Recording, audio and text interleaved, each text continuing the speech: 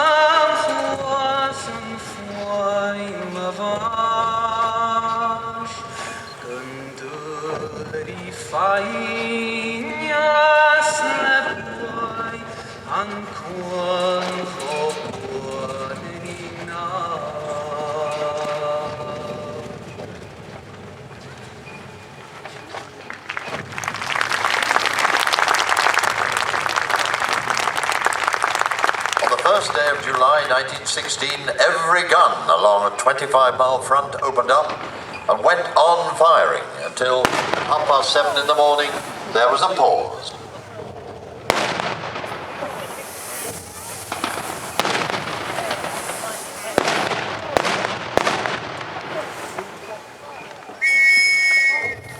In the pause, the whistles blew and the Allied infantry went over the top into action.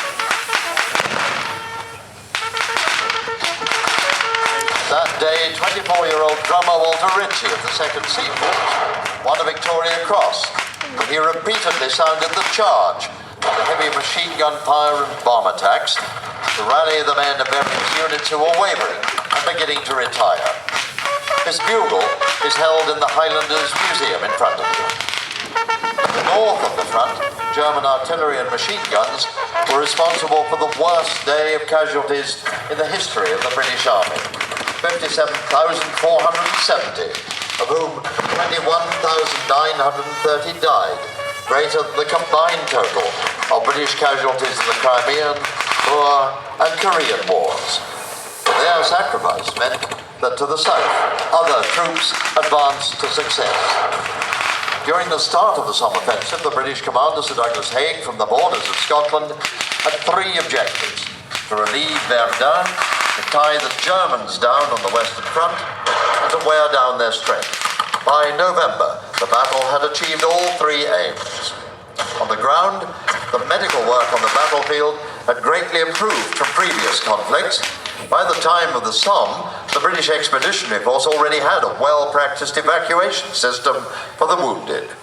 First, they were collected from the battlefield by the battalion stretcher bearers and taken to the regimental aid post, where the battalion doctor would carry out an initial assessment and ensure that the wounded man was given the correct treatment. That's what you can see happening now in the area nearest to the trenches in the arena. Then the casualty would be taken further rearwards to the field ambulance. That's a medical unit, not a vehicle, for further treatment. It was then on back to the main dressing station by ambulance before arriving at the casualty clearing stations or field hospitals, which were normally out of artillery range and where emergency surgery could be performed. Here there would often be female nurses, and the activities at a field hospital are being reenacted in the larger area nearest to the East Stand. From there, casualties would be sent to the base hospitals on the French coast and then evacuated to England. Scottish medical support was outstanding. The Scottish doctor and leading suffragette, Elsie Ingalls, proposed medical units staffed only by women at the Western Front. When the British turned the idea down, it was warmly taken up by the French, the Belgians and the Serbians, and Scottish women's hospital units were established along the front.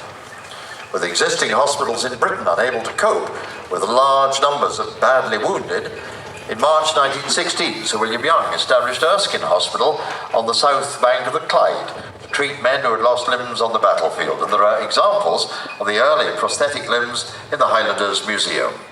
Erskine still looks after our veterans today and has a stand here in the village beside the arena.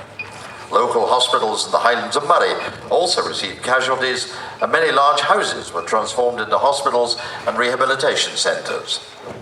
Earlier, in 1915, the brutal execution by the Germans of the English nurse Edith Cavell disgusted the nation and showed the risks that medical helpers could run in the First World War. The War Memorial Garden in Inverness is named in her memory.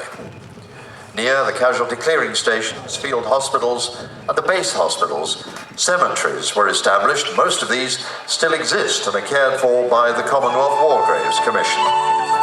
Sir Edward Lutyens' Memorial to the Missing of the Somme at Thiepval is the largest Commonwealth memorial to the missing in the world. It commemorates 72,195 men who died at the Somme and of no known grave.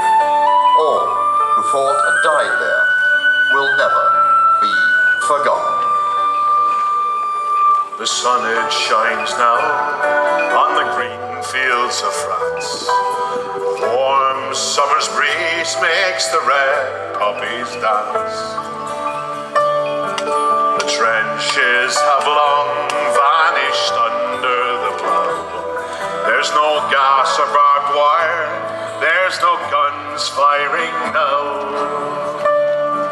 But here in this graveyard, it's still no man's land, and countless white crosses in mute witness stand to man's blind indifference to his fellow man, and a whole generation that was butchered and damned.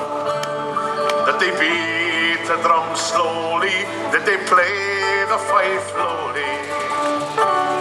Did they sound the death march as they lowered you down? Did a bugle sing a last post and chorus? Did the pipes play the flowers or the fall?